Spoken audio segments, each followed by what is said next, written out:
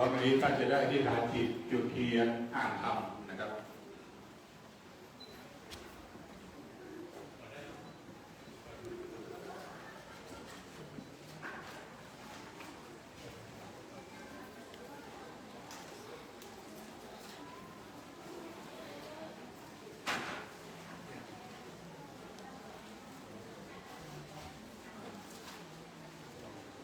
อิมินาสการเนะพุทธังอภิปูชยามิอิมินาสการเนะธัมมังอภิปูชยามิอิมินาสการเนะสังฆังอภิปูชยามิอะระหังสัมมาสัมพุทโธภควาพุทธังภควันตังอภิวาเทมิสวากขาโตภควตาธัมโมธัมมังนัมสสามิสุปฏิปันโนภควโตสาวกสังโฆสังฆังนะมามิมะยังพันเตวิสุงรัตนาทายะติสรเนนะสหปัญจศีลานิยาจามะโภติยังปิมะยังพันเตวิสุงรัตนาทายะติสรเนนะสหปัญจศีลานิยาจามะตติยังปิมะยังพันเตวิสุงรัตนาทายะติสรเนนะสหปัญจศีลานิยาจามะนะโมตัสสะภะคะวะโตอะระหะโตสัมมาสัมพุทธัสสะนะโมตัสสะภะคะวะโตอะระหะโตสัมมาสัมพุทธัสสะนะโมตัสสะภะคะวะโตอะระหะโตสัมมาสัมพุทธัสสะนะโมตัสสะภะคะวะโตอะระหะโตสัมมาสัมพุทธัสสะนะโมตัสสะภะคะวะโตอะระหะโตสัมมาสัมพุทธัสสะนะโมตัสสะภะคะวะโตอะระหะโตสัมมาสัมพุทธัสสะพุทธังสรณังคัจฉามิพุทธังสรณังคัจฉามิธัมมังสรณังคัจฉามิธัมมังสรณังคัจฉามิสังฆังสรณังคัจฉามิสังฆังสรณังคัจฉามิทุติยัมปิพุทธังสรณังคัจฉามิทุติยัมปิพุทธังสรณังคัจฉามิทุติยัมปิธัมมังสรณังคัจฉามิทุติยัมปิธัมมังสรณังคัจฉามิทุติยัมปิสังฆังสรณังคัจฉามิทุติยัมปิสังฆังสรณังคัจฉามิตาติยัมปิพุทธังสรณังคัจฉามิตติยัมปิพุทธังสรณังคัจฉามิตาติยัมปิธัมมังสรณังคัจฉามิตติยัมปิธัมมังสรณังคัจฉามิตาติยัมปิสังฆังสรณังคัจฉามิตติยัมปิสังฆังสรณังคัจฉามิปานาติปาตาเวระมณีสิกขาปะทังสมาธิยามิปานาติปาตาเวรมณีสิกขาปะทังสมาธิยามิอาทินนาทานาเวระมณี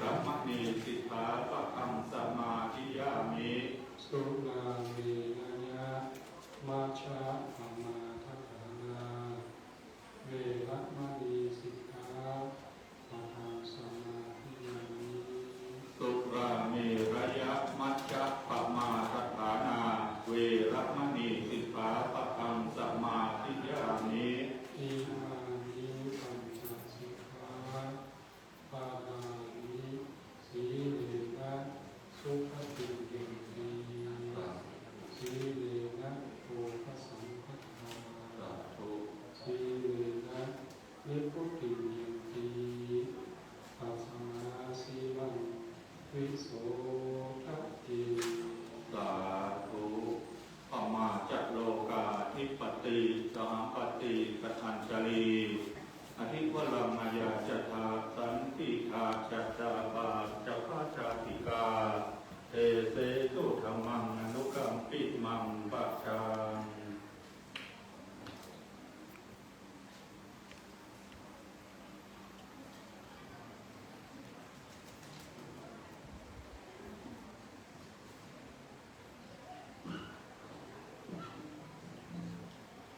นะโมตัสสะภะคะวะโตอะระหะโตสัมมาสัมพุทธัสสะนะโมตัสสะภะคะวะโตอะระหะโตสัมมาสัมพุทธัสสะนะโมตัสสะภะคะวะโตอะระหะโตสัมมาสัมพุทธัสสะ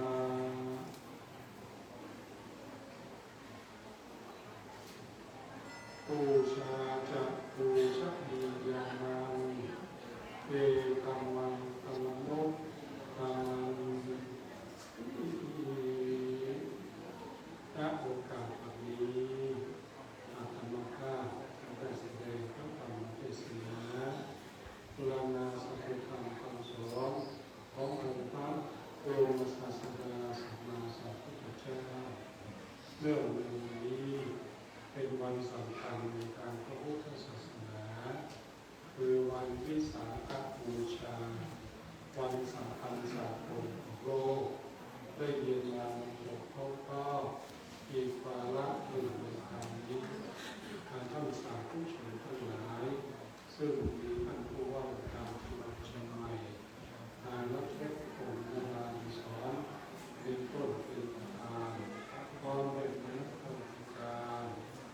ทุกฝ่ายก็ได้ให้ความสำคัญต่อวันสำคัญคือวันของพระพุทธเจ้าซึ่งในวันวิสาขบูชานี้ถือว่าเป็นวันสำคัญเฉพาะพระองค์โดยตรงเพราะว่ามีวันวิสาขบูชา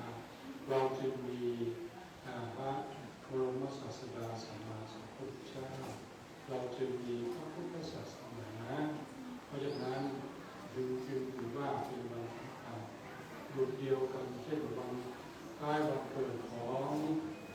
พวกเราทุกคนเมื่อครบรอบวันเกิดมาเราก็ต่างคนต่างก็จะให้ความสำคัญหรือว่าเป็นสิริมงคลเช่นเดียวกันวันวิสาขบูชาก็ถือว่าเป็นสิริมงคลแต่เป็นสิริมงคลแก่พวกเราชาวพุทธบริษัททั้งหลายทั้งมวลทั้งหมดทั้งปวงที่ได้รับการบูชาการบูชานั้นท่านนับว่าเป็นมงคลอย่างยิ่งเป็นมงคลอย่างสูงสุดเพราะว่าเป็นเหตุให้เกิดความสวัสดีทั้งหลายทั้งปวงการบูชาที่เราทั้งหลายบูชากันนั้นมีอยู่สองประการคือประการที่หนึ่งเรียกว่าอามิสบูชาอามิสบูชาก็คือการบูชาด้วยเครื่องสักการะมีดอกไม้มีธูปเทียนมีของหอมมีผ้ามีโภชนาอาหารทุกสิ่งทุกประการซึ่งเป็นของที่บริโภคและบริโภคหรือว่าเป็นของใช้สอยต่างๆจะเป็นสิ่งที่เป็นถาวรและวัตถุต่างๆเช่นอาคารวิหารก็ดีพระเจดีย์ก็ดีศาลาก็ดีสิ่งทั้งหลายนี้หรือว่าถ้าเราถวายเพื่อเป็นพุทธบูชาก็ถือว่าเป็นการวิเศษบูชาแต่การบูชาอีกประการหนึ่งทั้งได้แก่ปฏิบูชาก็คือการปฏิบัติก็โดยการปฏิบัติ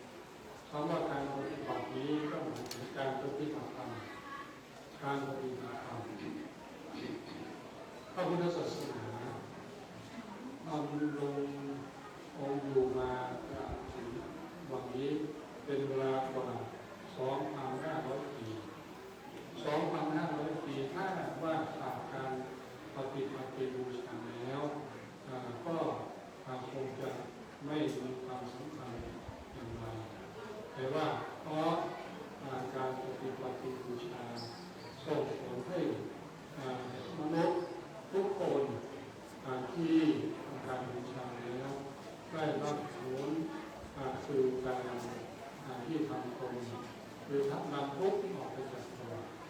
นำทุกข์ออกไปจากตัวพระพุทธศาสนาวันที่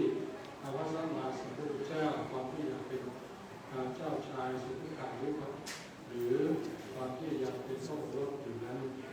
วันที่ประสูติพระองค์ได้เป็นอาภิสวาจา3 คำว่าคำที่ 1ว่าเราเป็นผู้เลิศที่สุดโอหามัสสมิโลกัสสะเราเป็นผู้เลิศแห่งโลกเช่นโอหามัสสมิเราเป็นผู้เราเป็นผู้เจริญที่สุดแห่งโลกเศษโอหามัสสมิเราเป็นผู้เจริญที่สุดแห่งโลกที่อาภิสัพวาชานี้ก็นำมาซึ่งการที่ได้ตรัสรู้การที่ได้ตรัสรู้เป็นพระสัมมาสัมพุทธเจ้าความว่าพระพุทธองค์ได้ทรงตรัสรู้ธรรมอันประเสริฐเรียกว่าอริยมรรคหรือที่เรียกอีกหรือที่เป็นข้อปฏิบัติก็คืออริยสัจสี่ซึ่งเราทั้งหลายก็ได้ฟังได้ยินกันมาโดยตลอดว่าอริยสัจสี่นั้นก็คือ1ทุกข์2เหตุเกิดทุกข์เรียกว่าสมุทัย3ความดับทุกข์เรียกว่านิโรธ4ข้อปฏิบัติที่ให้ถึงความดับทุกข์อันได้แก่มรรคในเรื่องของความทุกข์นี้ทุกคนก็เมื่อเกิดมาแล้วก็ต้องมีทุกข์เพราะว่าเหตุแห่งทุกข์นั้นก็คือความไม่รู้ก็เป็นเหตุให้เกิดทุกข์ไม่รู้ปัจจัยไม่รู้เพราะว่าพระองค์ตรัสว่าธรรมทั้งปวงเกิดแต่เหตุไม่ว่าจะเป็นความสุขก็มีเหตุเป็นแดนเกิดไม่ว่าจะเป็นความทุกข์ก็มีเหตุเป็นแดนเกิดแต่เราเพราะถูกอวิชชาบังไว้เราก็ไม่รู้ว่าเมื่อความทุกข์เกิดขึ้นแล้วแก่เราแล้วแต่เราไม่สาวหาเหตุเพราะเราก็กุ้มใจเราก็ไม่สบายใจเราก็เป็นทุกข์เพราะว่าเราไม่รู้ว่าทุกข์มาจากที่ไหนเหตุใดจึงเกิดทุกข์หรือว่าเหตุใดจึงมีทุกข์เช่นความทุกข์ใจที่สำคัญที่สุดคือความทุกข์ใจความทุกข์ที่เกิดว่าเมื่อเราปรารถนาอย่างหนึ่งอย่างใดแต่ความปรารถนานั้นก็ไม่สำเร็จสมใจปรารถนาของเราเมื่อเรามีความต้องการพูดง่ายๆว่าเมื่อเรามีความต้องการอย่างหนึ่งแต่ก็ไปได้เสียอีกอย่างหนึ่งแล้วสิ่งที่ได้ไม่พอใจไม่เป็นที่ถูกใจเพราะเราไม่ได้หวังไว้ว่าเราจะเอาสิ่งนี้แต่มันก็ปรากฏว่ามันเกิดขึ้นมาพอมันเกิดขึ้นมาแล้วใจเรารับไม่ได้ปัญหาของมันก็คือตอนที่ว่าเรารับไม่ได้ไม่มีใครที่จะรับได้เพราะว่าเป็นสิ่งที่ไม่น่าปรารถนาที่เกิดขึ้นเราก็คงเข้าใจดีว่าสิ่งที่เราไม่พึงปรารถนาหรือว่าสิ่งที่เราไม่อยากได้ไม่ปรารถนามันเกิดขึ้นแก่เรายกตัวอย่างง่ายๆก็เช่นโรคหรือว่าความเจ็บป่วยหรือว่าการงานความเจ็บป่วยไม่มีใครปรารถนาความเจ็บป่วยเลยทุกคนก็อยากจะมีสุขภาพร่างกายสมบูรณ์แข็งแรงอยากจะได้ มีกำลังวังชาเดินเหินได้เป็นปกติไปมาได้สะดวกสบายอยากไปไหนก็ไปอยากทานอะไรก็ได้ทานไม่มีใครปรารถนาความเจ็บป่วยแต่ว่าเมื่อมันเกิดขึ้นเราก็ไม่ชอบใจมันไม่ถูกใจเราก็เลยเป็นทุกข์นี่แหละเรียกว่าปรารถนาสิ่งใดแล้วไม่ได้สิ่งนั้นนั่นก็เป็นทุกข์โดยความทุกข์ทั้งหลายเหล่านี้มันจะเกิดขึ้นบ่อยๆในจิตในใจของเราแล้ว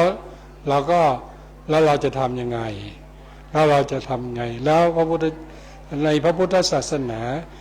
มีอะไรเกี่ยวกับการขจัดหรือว่ากำจัดทุกข์ทั้งหลายเหล่านี้ไปได้ไหมมักจะมีคำถามที่จริงมีก็คือนี่แหละอริยสัจสี่นี่แหละอริยสัจสี่นี่แหละเพียงแต่ว่าเราจะเอามาทำเราจะมาขจัดปัดเป่าทุกข์ให้หายไปได้อย่างไรให้หายไปได้อย่างไรเท่านั้นแหละที่จะเป็นปัญหาเพราะทุกวันนี้คนเรา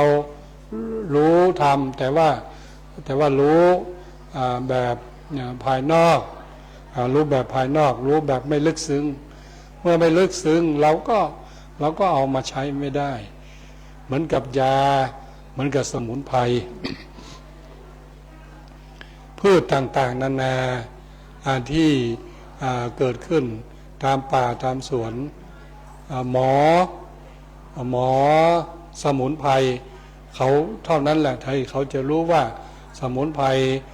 ตัวไหนแล้วเอาไปใช้แก้โรคอะไรแต่คนทั่วไปเห็นก็ไม่รู้ว่าจะเอามาแก้โรคอย่างไรเอามาแก้โรคอะไรแล้วจะมาวิธีใดเนี่ยเหมือนกันทุกข์ที่เกิดขึ้นในใจของคนเราก็เช่นเดียวกันพระองค์พระสัมมาสัมพุทธเจ้าเป็นหมอเป็นยาเป็นหมอผู้รักษาโรคโดยเฉพาะโรคทางใจนี่แหละโรคทางใจ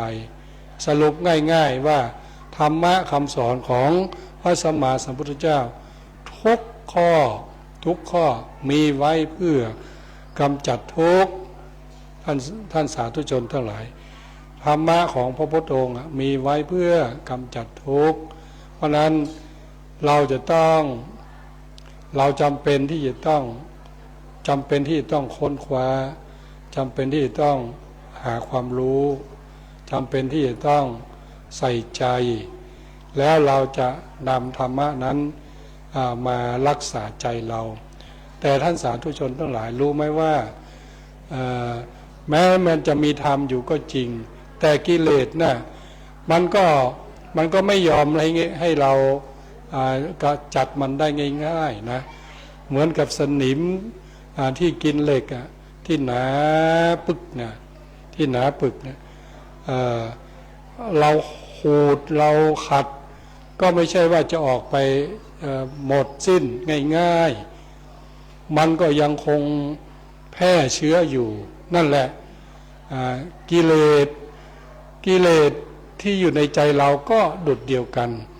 มันไม่ยอมจากเราไปเลยมันรักเราจริงๆมันไม่ได้ปรารถนาดีต่อเราเท่าไหร่นะแต่ว่ามันล่อใจให้เราติดว่ายังมีความน่าลื่นลมยังมีความน่าชื่นชมอยู่แม้ในความทุกข์หรือว่าในความยากลำบากในสิ่งสวยๆงามๆในสิ่งที่น่าดูน่าชมแต่ว่ามันก็แฝงไว้มันมีขอเบ็ดฝังไว้กับในของที่น่าดูน่าชมของที่สวยๆงามๆของที่น่าปรารถนาน่าพอใจมันมีขอเบ็ดฝังไว้เหมือนกับปลาที่ไปกินเหยื่อแต่ไม่รู้ว่ามีเบ็ดอยู่ข้างในพอกินเหยื่อเข้าไปก็ติดเบ็ดชั้นใดก็ตามกิเลสทั้งหลายเนี่ยมันก็ฝังลากฝังลึกให้แก่เราทั้งหลายเพราะนั้นเราก็จึงทรมานชาติแล้วชาติเล่า หนีไม่พ้นจากกิเลสสักกะทีกิเลสที่ว่านี้ก็คืออาสวะคือมันหมักดองอยู่ในจิตในใจของเรานั่นแหละท่านสาธุชนทั้งหลายอะไรเล่าที่จะมาขจัดเป็นกระดาษทรายเวลาสนิมกินเหล็กเขาใช้กระดาษทรายขูดถูก็สามารถขจัดหรือว่าไล่สนิมไปได้ แล้วใจเราใช้อะไรถูเราจะมาใช้กระดาษทรายถูใจเราใจหรือว่าจิตเนี่ยมันก็ไม่มีตัวไม่มีตนไม่มีรูปไม่มีร่างเสียด้วยมันมีแต่ความรู้สึกเฉยๆจับก็ไม่ได้ว่าก็ไม่ฟังบังคับอะไรก็ยากบังคับอะไรมันไม่ยากเท่ากับบังคับใจบังคับอะไรก็ไม่ยากเท่ากับบังคับใจเพราะนั้นถึงว่า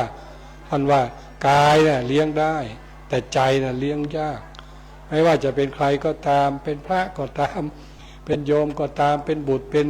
ธิดาก็ตามมันเลี้ยงได้แต่ตัวแต่ใจมันเลี้ยงยากเพราะว่าใจเนี่ยมันไม่มีรูปไม่มีร่างไม่มีตัวไม่มีตนเพราะฉะนั้นพระพุทธองค์จึงบอกว่ามันเป็นอนัตตาแต่สิ่งที่รักษาหรือว่าเยียวยาใจได้นั้นมีท่านสาธุชนทั้งหลายท่านเรียกว่าปัญญานี่ปัญญาเนี่ยคือความรู้ในตัวของเราเนี่ยมันมีสองอย่างนะความรู้ของเราเนี่ยมันมีสองอย่างรู้อย่างหนึ่งเขาเรียกว่ารู้ด้วย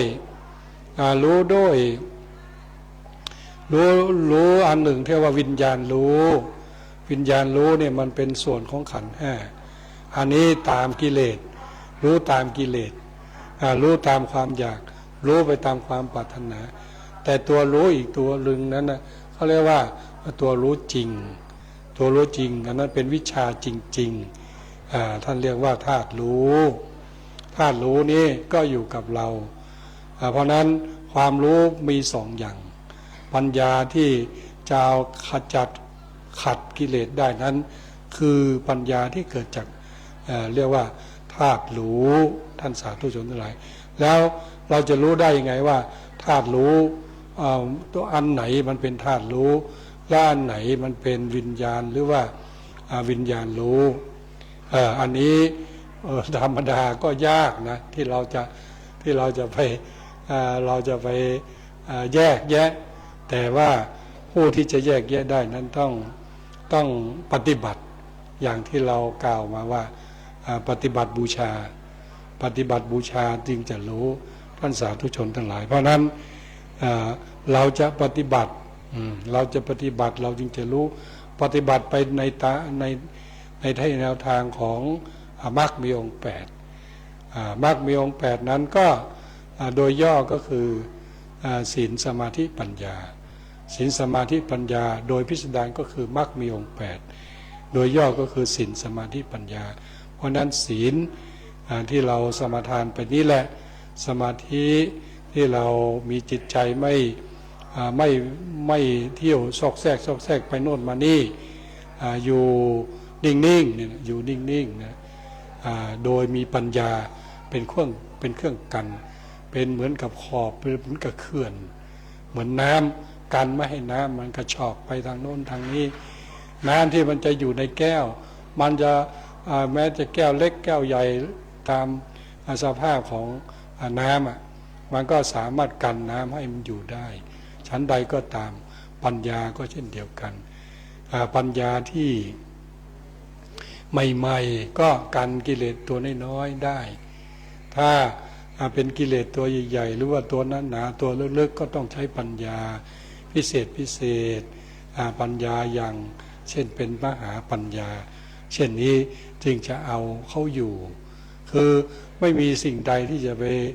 กำจัดกิเลสได้นอกจากปัญญาเพราะนั้นเราจึงได้ฟังได้ยินมาจนบ่อยว่าศีลสมาธิและปัญญาท่านสาธุชนทั้งหลายธรรมะที่เราจะเอามาปฏิบัติเอามารักษาใจเอามาขจัดปัดเป่าทุกข์ออกไปจากใจก็คือทั้ง3นี้แหละท ที่เรียกว่ามรรคมีองค์8หรือว่ามัชฌิมาปฏิปทาข้อปฏิบัติอันเป็นทางสายกลางซึ่งต้องอาศัยการปฏิบัติจึงจะรู้ได้และก็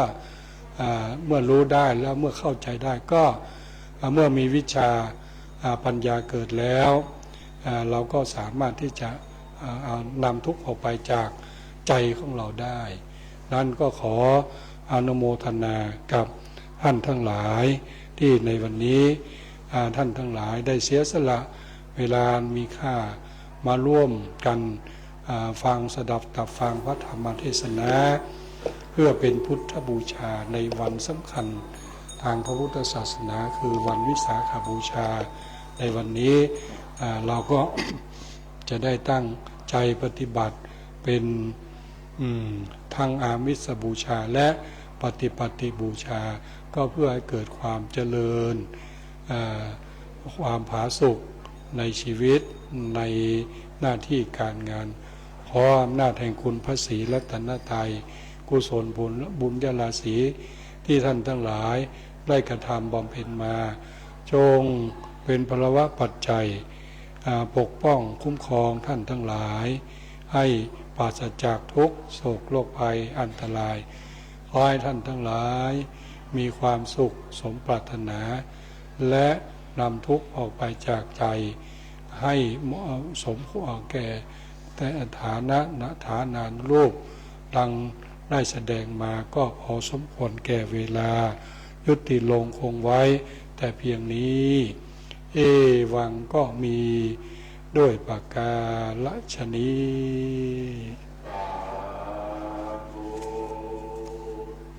พระธรรมเทศนาบูชาคาถาภายใต้ร่มบารมีธรรมของพระเดชพระคุณหลวงพ่อพระธรรมเจนาบดีเจ้าคณะภาคเขตเจ้าวัดวัดพระธาตุดอยสุเทพราชวรวิหารได้เป็นเทศนาธรรมวิหารของวัดพระธาตุดอยสุเทพเนื่องในวันวิสาขบูชาประจำปีพุทธศักราช 2569 ต่อไปจะได้น้อมนำประเคนถวายบูชาพระเทศและรับเกียรติจากท่านพระสมุทรสาครท่านผู้ว่าราชการจังหวัดเชียงใหม่ได้น้อมนำประเคนถวายขอรับเกียรติท่านประมุข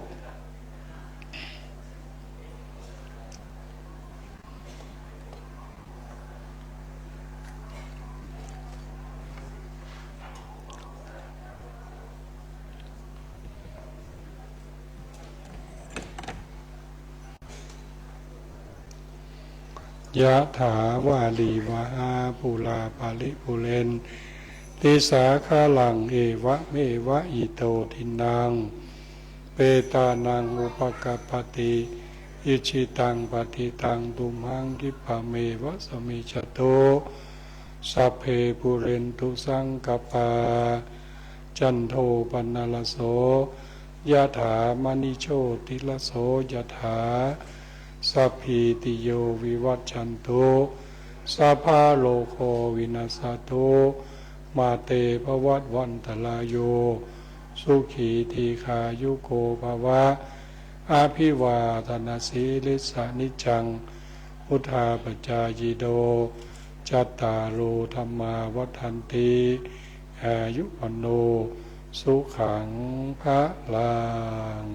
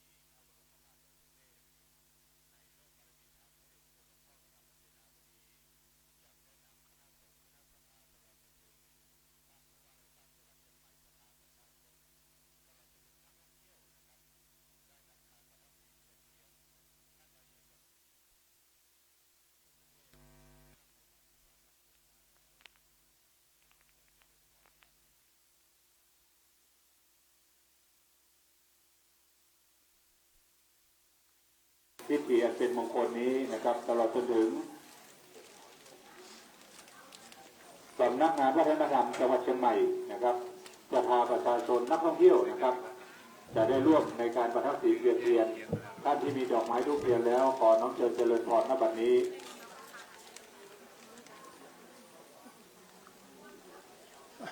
พร้อมแล้วนะต่อไปเราจะกล่าวว่านะโมสามจบพร้อมกันก่อนนะอันธรรมยังพุทธัสสะภะคะวะโตอุปภาคันนามากาลังกะโลมาสีนะโมภะคะวะโตอะระหะโตสัมมาสัมพุทธัสสะนะโมตัสสะภะคะวะโตอะระหะโตสัมมาสัมพุทธัสสะนะโมตัสสะภะคะวะโตอะระหะโตสัมมาสัมพุทธัสสะยะมัมหะโคมายังยะมัมหะโคมายังภะคะวันตังสรณังคตาภะคะวันตังสรณังคตาโยโนภะคะวาสัทธาโยโนภะคะวาสัทธายัสสะจะมะยังยัสสะกะมะยังภะคะวะโตธัมมังโลเจมะภะคะวะโตธัมมังโลเจมะอะโหสิโขโสภะคะวาอะโหสิโฆโสภะคะวามัชฌิเมสุมัชฌิเมสุ ชนะปะเทสุ ชนะปะเทสุ อริยเกสุ อาริยเกสุ มนุสเสสุ มโนเสสุ อุปันโนขัตติยาขัตติโยชาติยาโอตโมโคเตนะสักกยปุตโตสยะพุตโตสักกยกุลาปัปพชิโตปัพพชิโตเราทั้งหลายเราทั้งหลายถึงซึ่งพระผู้มีพระภาคเจ้าถึงพระผู้มีพระภาคเจ้าพระองค์ใดว่าเป็นที่พึ่งพระองค์ใดว่าเป็นที่พึ่งพระผู้มีพระภาคเจ้าพระองค์ใดพระผู้มีพระภาคเจ้าพระองค์ใดเป็นศาสดาของเราทั้งหลายศาสดาของเราทั้งหลายเราทั้งหลายเราทั้งหลายชอบซึ่งธรรมชอบซึ่งธรรมของพระผู้มีพระภาคของพระผู้มีพระภาคพระองค์ใดพระองค์ใดพระผู้มีพระภาคพระผู้มีพระภาคพระองค์นั้นแลพระองค์นั้นแลได้อุบัติแล้วในหมู่มนุษย์ชาวอริยกะในมัชฌิมชนบทพระองค์เป็นกษัตริย์โดยพระชาติพระองค์เป็นกษัตริย์โดยพระชาติเป็นโคดมโดยพระโคดเป็นโคดมโดยพระโคดเป็นโอรสแห่งสักกยะเป็นโอรสของสักกยะเสด็จออกบรรพชาแล้วเสด็จออกบรรพชาแล้วตรัสรู้พร้อมเฉพาะแล้วซึ่งพระอนุตตรสัมมาสัมโพธิญาณในโลกทั้งเทวโลกมารโลกพรหมโลกในหมู่สัตว์ทั้งสมณพราหมณ์เทวดาและมนุษย์พระผู้มีพระภาคเจ้านั้นเป็นพระอรหันต์ตรัสรู้ชอบเองถึงพร้อมโดยวิชาและจรณะเสด็จไปดีแล้วทรงรู้แจ้งโลกเป็นสารถีแห่งบุรุษ ควรฝึกได้ไม่มีผู้อื่นยิ่งกว่าเป็นศาสดาของเทวดาและมนุษย์ทั้งหลายเป็นพระพุทธเจ้าอันหนึ่งพระธรรมอันพระผู้มีพระภาคนั้นตรัสไว้ดีแล้วอันผู้บรรลุจะพึงเห็นเองไม่ประกอบด้วยการควรเรียกให้มาดูควรน้อมเข้ามาอันวินยูชนพึงรู้เฉพาะตนพระสงฆ์สาวกของพระผู้มีพระภาคเจ้านั้นเป็นผู้ปฏิบัติดีแล้วเป็นผู้ปฏิบัติตรงเป็นผู้ปฏิบัติธรรม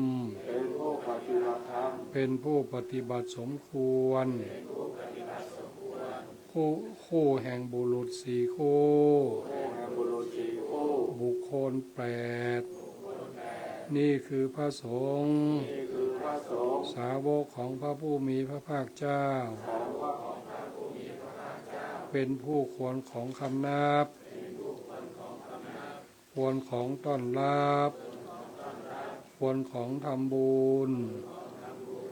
เป็นผู้ควรทำอัญชลีเป็นเนื้อนาบุญของโลกไม่มีนาบุญอื่นยิ่งกว่าบัดนี้เราทั้งหลายมาถึงการวิสาขาปุณณมีเป็นที่รู้กันว่าการเป็นที่ประสูติตรัสรู้เสด็จดับขันธปรินิพพานจึงมาประชุมกันแล้วณที่นี้ถือสักการะมีดอกไม้ธูปเทียนเป็นต้นทำกายของตนให้เป็นดั่งภาชนะรับเครื่องสักการะระลึกถึงพระคุณตามที่เป็นจริงทั้งหลายของพระผู้มีพระภาคเจ้านั้นบูชาด้วยสักการะอันถือไว้แล้วนี้จากทำปาฐศีลสิ้นวาระ3 รอบซึ่งพระบรมธาตุดอยสุเทพนี้ข้าแต่พระองค์ผู้เจริญขอพระผู้มีพระภาคเจ้าแม้เสด็จปรินิพพานนานแล้วยังปรากฏอยู่ด้วยพระคุณทั้งหลายอันจะพึงรู้โดยความเป็นอติตารมณ์จงทรงรับเครื่องสักการะที่ถือไว้แล้วนี้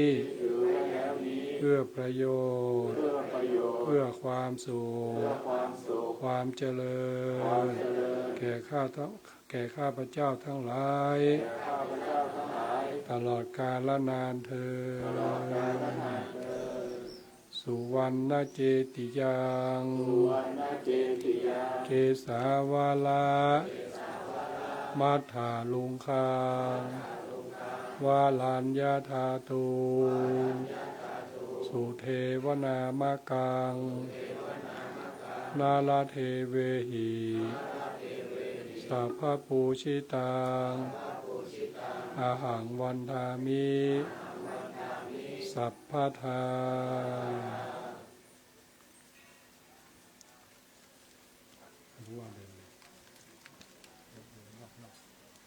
อิติปิโส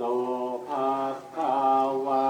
อะระหังสัมมาสัมพุทธ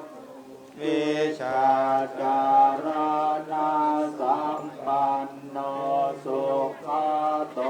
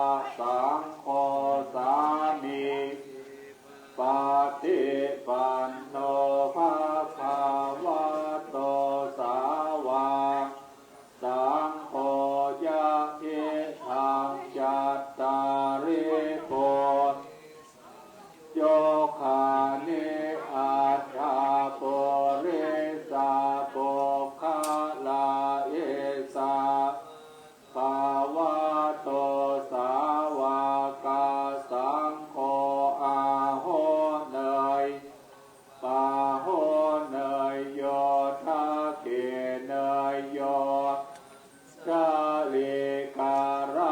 ณิโยอนุตตะลังบุญญาโลกัสสติอิติปิโสภควะอะระหังสัมมาสัมพุทโธวิชานาสัมปันโนสุขโตโลกวิโสอนุตตโลสัทธามาสาลาเทสะโสภาคาติสัพพะโตภาลาเอสะภาคาวะโตสาวกสังโฆอาหุนยโยปาหุนยโยทาเกนยโยอัญชลิกาลนิโยอนุตตาลังบุญญาขิตังโลกัสสติอิติปิโสภะคะวะอะระหังสัมมาสัมพุทโธวิชชาจารณะปันโนสุขโตโลกวิทูอนุตตโลปุริสธรรมสาลาติสัทธาเทวมนุษย์สานังพุทโธภคววะ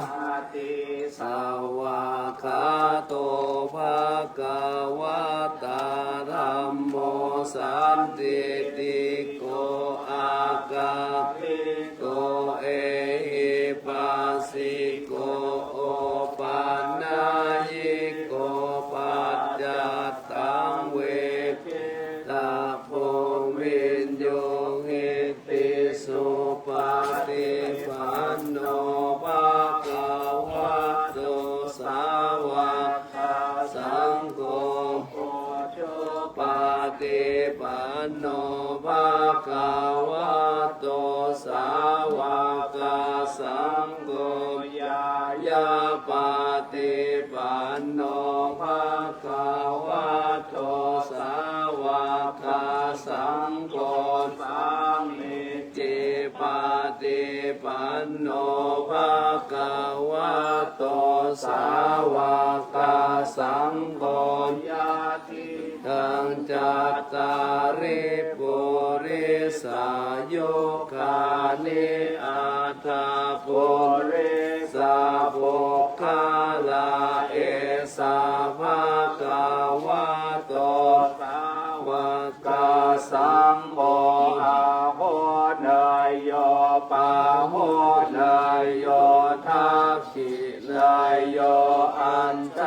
ลิกาลานิโยอนุตตาลังปุญญาเขตังโลกัสสติ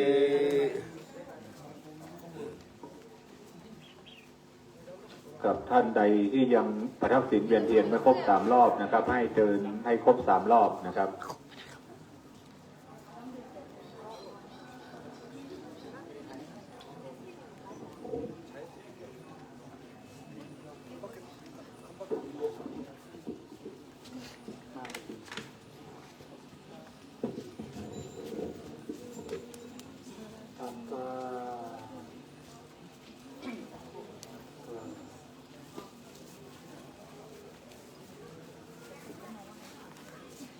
อ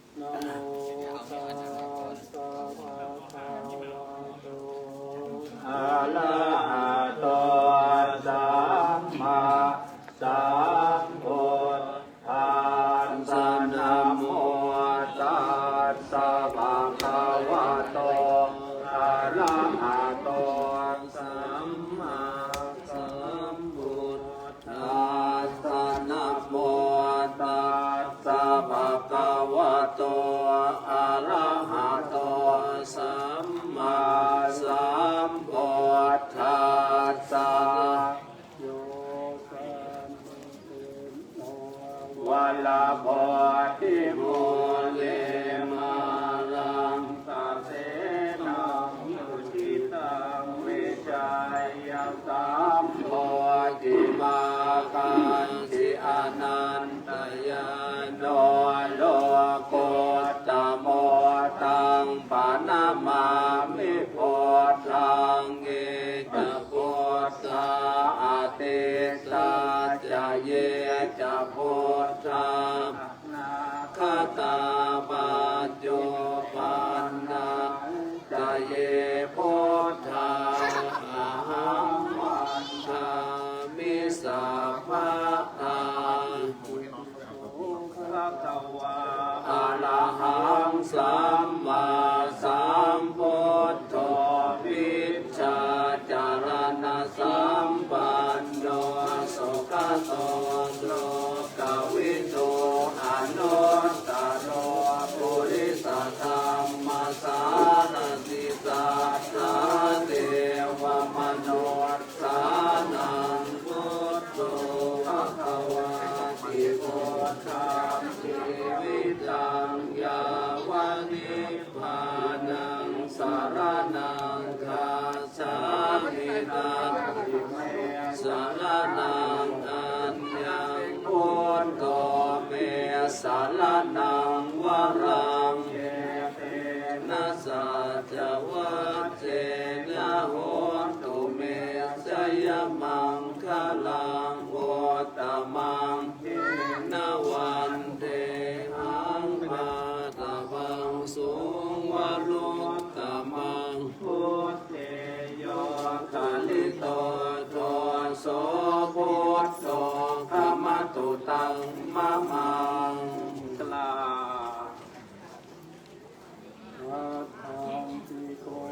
อาริยปัตโตจานานังโม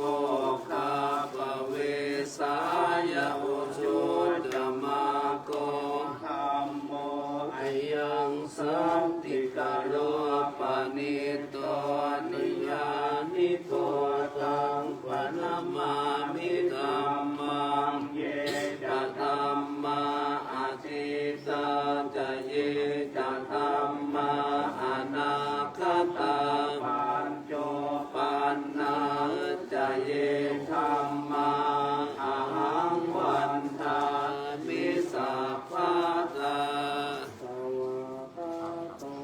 ภะคะวะตาธัมโมสันติติโกอาการิโกเอหิปัสสิโกโหปัญญิโกวัจจัตตังเวทิตังโอเวนโยเท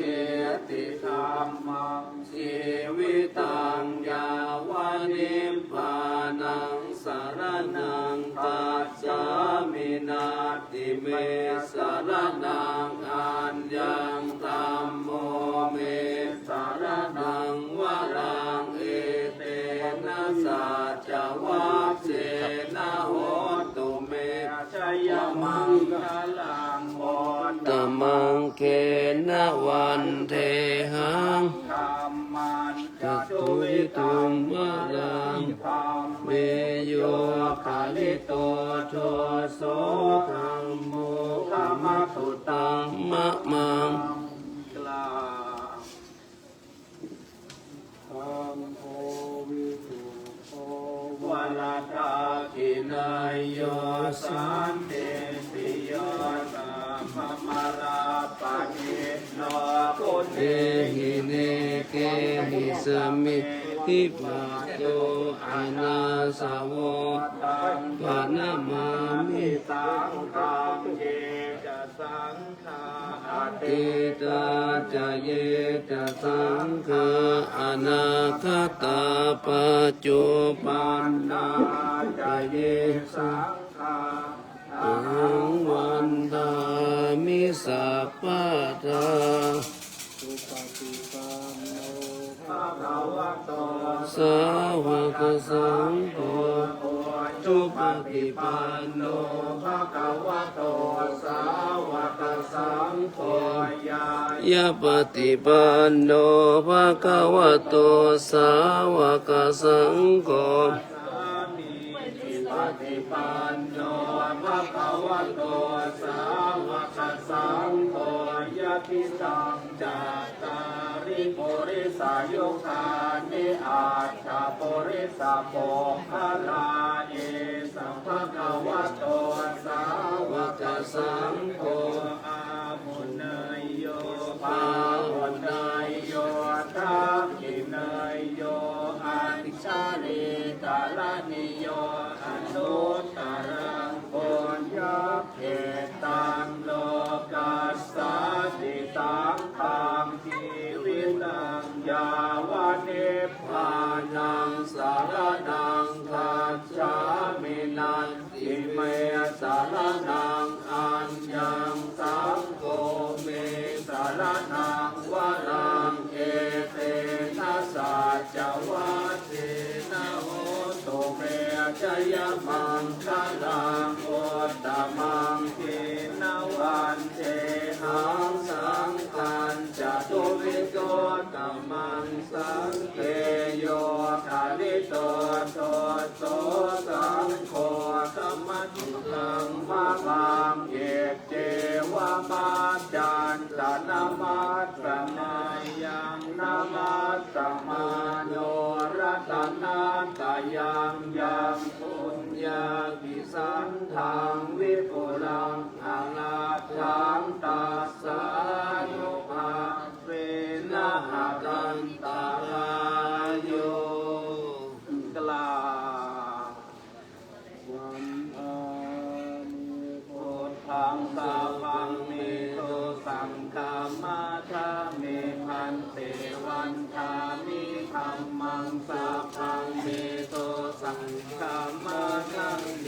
พันเตวันทามิสังฆังสาพังเมโตสังฆามาชาเมพันเตวันทามิกโรโอปาชายาจาริเยสาพังเมโตสังฆามาชาเมพันเตวันทามิกัมมัฏฐานังสาพังเมโตสังฆามาชาเมพันเตวันทามิอาราเมภัทธสีมายังสาพังเมโตสังฆามาชาเมพันเตวันทามิเตปิยังสาพังสาพัทธาเนโสปาทิทิตาสาริราธาโตมหาโพธิโพธารูปังสากาลังสัทธานาภาโลเกเทวะโลเกพรหมโลเกชัมพูเทเปลังกาเทเปสาริราธาทุโยเกสาธาตุโยอาระหันตาตาตุโยเจขันตากุตินจาตุลาสิติเสธัมมะขันเทสัพเพสัมทาเจติยังอาหังวันทาสัพพะโสกราบหนึ่งกราบสองกราบสามกับพิธีแสดงพระธรรมเทศนาและพิธีประทักษิณเวียนเทียนรอบองค์พระสุวรรณเจดีย์พระบรมธาตุดอยสุเทพเนื่องในวันวิสาขบูชาประจำปีพุทธศักราช 2569 ซึ่งในวันนี้ได้รับเกียรติจากท่านรัชพล นาราธิศรท่านผู้ว่าราชการจังหวัดเชียงใหม่นางวิยดา นาราธิศรนายกเหล่ากาชาติจังหวัดเชียงใหม่และภาคส่วนหน่วยงานข้าราชการจังหวัดเชียงใหม่ตลอดจนถึงศรัทธาประชาชนนักท่องเที่ยวได้ร่วมกันประทับศีลเวียนเทียนเป็นอันสำเร็จขออำนาจในคุณพระศรีรัตนตรัยมีคุณพระพุทธคุณพระธรรมคุณพระสงฆ์และพระบรมเดชานุภาพของพระบรมธาตุเจ้าดอยสุเทพโปรดได้พิบาลประทานพรปกป้องรักษาคุ้มครองให้คณะศรัทธาสาธุชนพุทธบริษัททุกคนทุกท่านเดินทางกลับเคหสถานบ้านช่องพมิลำเนาที่อยู่ที่อาศัยของท่านด้วยความสะดวกปลอดภัยบุญจงตามรักษาเทวดาจงตามคุ้มครองทุกคนทุกท่านโดยเถิดสาธุมีข้าวมาทุกปัญญาขอให้ญาติโยมรับไปด้วย เข้ามาลูกปญาติวางอยู่ตรงนี้นะจ๊ะนะใครอยากได้เอาไปเลยเข้ามาลูกปญาติเยอะๆเอาบาตรไปไว้ทางนี้เลยบาตรไว้ที่นี่วัดทำวัดชาวบ้านทำในวัดโยมมารับเข้ามาลูกปญาตินะเอาไปคนละกล่องละกล่อง